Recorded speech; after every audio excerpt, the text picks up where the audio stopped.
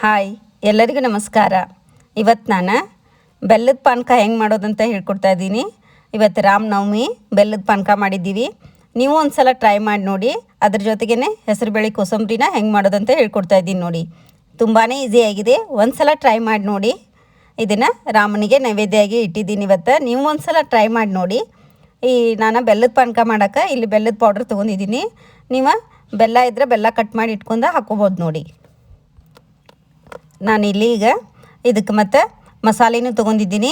1 inch ಒಣಶುಂಠಿ, 1 ಲವಂಗ ಮತ್ತು 5 ಮೆಣಸಿನ್ಕಾಳು, 2 ಏಲಕ್ಕಿನ ತೊಗೊಂಡಿದ್ದೀನಿ. 2 ಗ್ಲಾಸ್ ನಾನು ಬೆಲ್ಲದ ಪಾನಕ ಮಾಡ್ತಾಯಿದ್ದೀನಿ.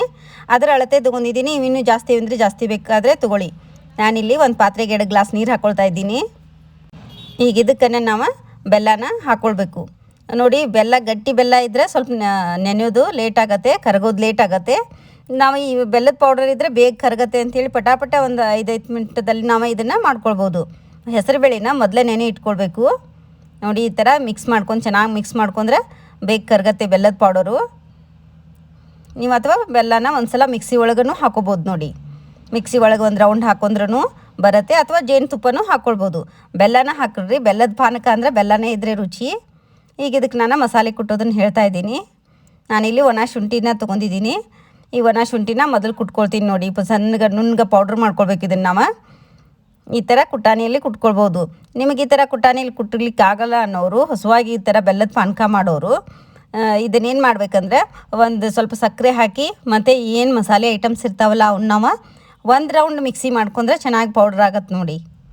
ಇದು ಸ್ವಲ್ಪ ಇರುತ್ತೆ, ಒಂದು 10 ಸೆಕೆಂಡ್ ಒಳಗಂದ್ರೆ ಪೌಡ್ರ್ ಆಗತ್ತೆ ನೋಡಿ. ಈ ಥರ ಒಣ ಶುಂಠಿದ ಗರಿ ನಾರು ಬರುತ್ತೆ, ಅದನ್ನು ನಾವು ನುಣ್ಣಗೆ ಪೌಡ್ರ್ ಮಾಡ್ಕೊಳ್ಬೇಕು ನೋಡಿ. ನಾರಿರತ್ತೆ, ಇನ್ನೊಂದು ಸ್ವಲ್ಪ ನಾವು ಕುಟ್ಟಾಣಿಯಲ್ಲಿ ಕುಟ್ಕೊಳ್ಬೇಕು. ಅಂದ್ರೇ ಕುಡಿಲಿಕ್ಕೆ ಚೆನ್ನಾಗಿರತ್ತೆ. ನಾರು ಸಿಕ್ಕಂಗಾಗತ್ತೆ. ಇಲ್ರಿಕ ನಾವು ಬೆಲ್ಲ ಅದು ಮತ್ತೆ ಸೋಸ್ಕೊಳ್ಬೇಕಾಗತ್ತೆ. ಈ ಥರನೇ ಇದಕ್ಕೇ ನಾನು 2 ಏಲಕ್ಕಿ, 1 ಲವಂಗ ಮತ್ತು 5 ಮೆಣಸಿನ್ಕಾಳನ್ನ ಹಾಕ್ಕೊಂಡಿದ್ದೀನಿ. ಮೆಣಸಿನ್ಕಾಳನ್ನ ಕಂಪಲ್ಸರಿ ಹಾಕ್ಕೊಳ್ಳಿ, ಚೆನ್ನಾಗಿರತ್ತೆ ರುಚಿ. ಈ ಥರ ನಾವು ಇದನ್ನು ನುಣ್ಣಗೆ ರುಬ್ಕೊಳ್ಬೇಕು ನೋಡಿ, ನುಣ್ಣಗೆ ಕುಟ್ಕೊಳ್ಬೇಕು. ಹೊಸವಾಗಿ ಯಾರಾದರೂ ಈ ಥರ ಕುಟ್ಲಿಕ್ಕೆ ಆಗಲ್ಲ ಅನ್ನೋರು ಪೌಡ್ರ್ ಮಾಡೇನು ಇಟ್ಕೊಂಡು ಪೌಡ್ರ್ ರೆಡಿ ಇರುತ್ತೆ, ಅದನ್ನು ಹಾಕ್ಕೊಳ್ಬೋದು ನೀವು. ಈ ಥರ ಕುಟ್ಟಾಣಿಯಲ್ಲಿ ಕುಟ್ಟರೆ ಇನ್ನೂ ರುಚಿ ಇರುತ್ತೆ ಅಂಥೇಳಿ ನಾನು ಈ ಕುಟ್ಟಾಣಿಯಲ್ಲಿ ಕುಟ್ಟು ತೋರಿಸ್ತಾ ಇದ್ದೀನಿ ನೋಡಿ. ಈಗ ಈ ಥರ ಪೌಡ್ರ್ ರೆಡಿ ಆಗಿದೆ. ಈಗ ಇದನ್ನು ಬೆಲ್ಲದ ಪಾನಕಕ್ಕೆ ಮಿಕ್ಸ್ ಮಾಡ್ಕೊಳ್ಬೇಕು ನೋಡಿ. ಈಗ ನಾನು ಇದನ್ನು ಈಗ ಮಿಕ್ಸ್ ಮಾಡ್ಕೊಳ್ತೀನಿ. 1 ಸ್ಪೂನ್ ಅಷ್ಟೇ ಆಗಿದೆ ಅದು ಎಲ್ಲ ಕೂಡಿ. ಒಣ ಶುಂಠಿ, ಮೆಣಸಿನ್ಕಾಯಿ ಮತ್ತು ಏಲಕ್ಕಿ ಮತ್ತು ಲವಂಗ ನೋಡಿ, ಈ ಥರ ಮಿಕ್ಸ್ ಮಾಡ್ಕೊಳ್ಬೇಕು. ಈಗ ಇದಕ್ಕನ್ನು ನಾನು ಒಂದು ಚಿಟಿಕೆ ಕಲ್ಲುಪ್ಪು ಹಾಕ್ಕೊಳ್ತಾ ಇದ್ದೀನಿ ನೋಡಿ. ರುಚಿಗಂಥೇಳಿ ಒಂದು ಸಣ್ಣದ ಕಲ್ಲುಪ್ಪನ್ನು ಹಾಕ್ಕೊಳ್ಬೇಕು.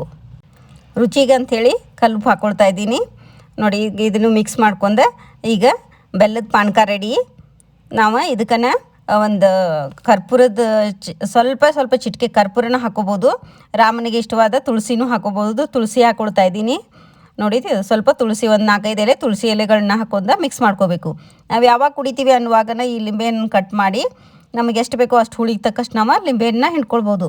ನಾನಿಲ್ಲಿ ಹೆಸರುಬೇಳೆನ ಮೊದಲೇ ನೆನೆಸಿಟ್ಕೊಂಡಿದ್ದೆ ಅರ್ಧ ತಾಸು. ಈಗ ಇದು ಚೆನ್ನಾಗಿ ನೆನೆದಿದೆ ನೋಡಿ. ನಾವು ಬೆಲ್ಲದ ಪಾನಕ ಮಾಡೋಕ್ಕಿಂತ ಮೊದಲು ಹೆಸರುಬೇಳೆ ನೆನೆ ಇಟ್ಕೊಂಡ್ರೆ ಚೆನ್ನಾಗಿ ನೆನೆದಿರುತ್ತೆ ನೋಡಿ. ಈಗ ಇದನ್ನು ಒಂದು ಪಾತ್ರೆಗೆ ಹಾಕ್ಕೊಳ್ತಾ ಇದ್ದೀನಿ, 1-2 ಸಲ ನೀರು ತೊಳೆದು. ಈಗ ಇದಕ್ಕನ್ನು ನಾನು ಸಣ್ಣದಾಗಿ ಕಟ್ ಮಾಡಿದಂಥ ಸೌತೆಕಾಯಿ, 1 ಮೆಣಸಿನ್ಕಾಯಿ ಇದಕ್ಕೆ ನಾನು ಸಾಕು, 1 ಮೆಣಸಿನ್ಕಾಯಿ ಸಣ್ಣದಾಗಿ ಕಟ್ ಮಾಡ್ಕೊಂಡು ಹಾಕ್ಕೊಳ್ತಾ ಇದ್ದೀನಿ. ಸ್ವಲ್ಪ ಕೊತ್ತಂಬರಿ ಹಾಕ್ಕೊಳ್ತಾ ಇದ್ದೀನಿ. ಇದಕ್ಕೆ ಬೇಕಾದ್ರೆ ಹಸಿ ಕೊಬ್ಬರಿ ತುರಿನೂ ಹಾಕ್ಕೋಬೋದು ಮತ್ತು ರುಚಿಗೆ ತಕ್ಕಷ್ಟು ಉಪ್ಪು. ಇದನ್ನು ಹಾಕಿ ನಾವು ಚೆನ್ನಾಗಿ ಮಿಕ್ಸ್ ಮಾಡ್ಕೊಳ್ಬೇಕು. ಇದಕ್ಕೆ ನಾವು ಹುಳಿಗೆ ಆಪ್ಷನು ಲಿಂಬೆಹಣ್ಣು, ಮೊಸರು ಅಥವಾ ಮತ್ತು ಒಗ್ಗರಣೆನ ಕೊಟ್ಟುಕೊಳ್ಬೋದು. ನಾನಿಲ್ಲಿ ಲಿಂಬೆಹಣ್ಣು ಯೂಸ್ ಮಾಡ್ತಾಯಿದ್ದೀನಿ, ಲಿಂಬೆಹಣ್ಣಿನ ರಸ. ನೀವು ಬೇಕಂದರೆ ಮೊಸರನ್ನು ಹಾಕೊಂಡು ನೀವು ಮಿಕ್ಸ್ ಮಾಡ್ಕೊಬೋದು. ಮತ್ತು ಒಗ್ಗರಣೆಗೆ ಕರಿಬೇವು ಮತ್ತು ಸಾಸಿವೆ ಜೀರಿಗೆನ ಒಗ್ಗರಣೆ ಹಾಕೊಂಡು ಹಾಕೋಬೋದು, ಅದು ಚೆನ್ನಾಗಿರುತ್ತೆ ಕೋಸಂಬರಿ. ಈ ಥರ ಮಿಕ್ಸ್ ಮಾಡಿ ಈಗ ಲಿಂಬೆಹಣ್ಣು ತಂಪು, ಹೆಸರುಬೇಳೆನೂ ತಂಪು, ಸೌತೆಕಾಯಿನೂ ತಂಪು, ರಾಮನಿಗೆ ಇಷ್ಟವಾದ ಹೆಸರುಬೇಳೆ ಕೋಸಂಬರಿ ರೆಡಿ. ಪಾನಕನೂ ರೆಡಿಯಾಗಿದೆ. ಈಗ ನೈವೇದ್ಯಕ್ಕೆ ಇಡೋಣ ನಾವು ನೋಡಿ. ತುಂಬಾ ಈಸಿಯಾಗಿ ಪಟಾಪಟ್ ಅಂತ ಒಂದು 10 ಮಿನಿಟದಲ್ಲಿ ನೀವು ಇದನ್ನು ರೆಡಿ ಮಾಡ್ಕೊಳ್ಬೋದು ನೋಡಿ. ರಾಮನಿಗೆ ಇಷ್ಟವಾದ ಬೆಲ್ಲದ ಪಾನಕ ಮತ್ತು ಹೆಸರುಬೇಳೆ ಕೋಸಂಬರಿ ರೆಡಿ. ಒಂದು ಸಲ ಟ್ರೈ ಮಾಡಿ ನೋಡಿ ಹೆಂಗೆ ಬಂದಿದೆ ಅಂತ ಕಮೆಂಟ್ ಮುಖಾಂತರ ತಿಳಿಸಿ. ಲೈಕ್ ಮಾಡಿ, ಶೇರ್ ಮಾಡಿ, ಸಬ್ಸ್ಕ್ರೈಬ್ ಮಾಡ್ಕೊಳ್ಳಿ. ಈಗ ನಾನು ಇದನ್ನು ನೈವೇದ್ಯಕ್ಕೆ ಇಡ್ತೀನಿ. ನೀವು ಒಂದು ಸಲ ಟ್ರೈ ಮಾಡಿ ನೋಡಿ.